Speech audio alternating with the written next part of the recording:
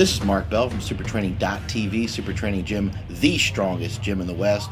Here I am doing some raw sumo pulls with Silent Mike. Silent Mike is named Silent Mike for obvious reasons. I did some sumo pulls on this day, just kept working up in chain weight. Working with Mike was good. He's a hard-working guy, keeps his mouth shut, and just he's there to train and he's there to get better, and that's important.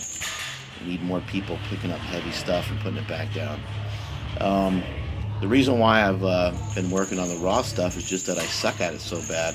You want to work on the things that you suck at. Working on the things that you're good at is only going to get you an invisible balloon, and nobody needs an invisible balloon. You don't need a pat on the back every day. You need to get your ass kicked when you get to the gym, and you need to get fucked up.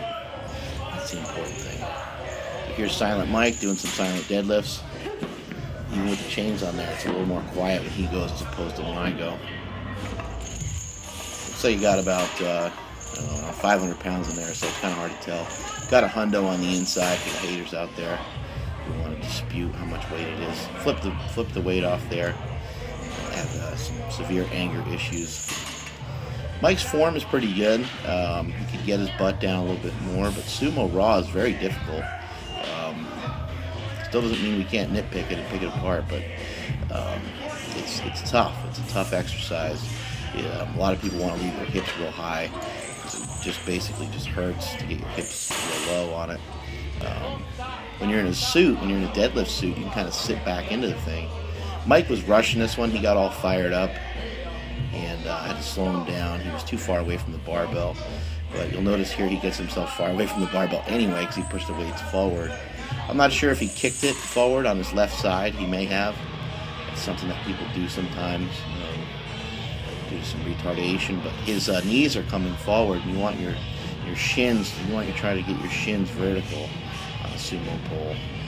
Your knees can come forward slightly, but you don't want them to come forward too much. That's not bad form by my chubby little self. It could still be better. Still get a little bit flatter of the back and bring the hips. Bring the hips in a little bit towards the barbell a little bit more.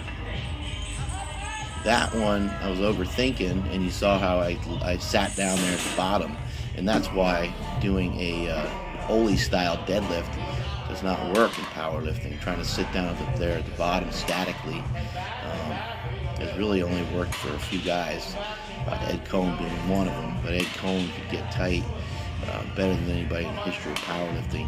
And there's been a few others who have been able to achieve that as well. So now we got Mike doing some reps. And you can see he's bouncing them off the floor, but I just said, hey, just do it whatever way you can. And he rips off about 8 reps here. We go back and forth. We do touch and go. We'll do some where we cheat and bounce them, and some where we stop from the bottom. That was 565 and 180 pounds of chains.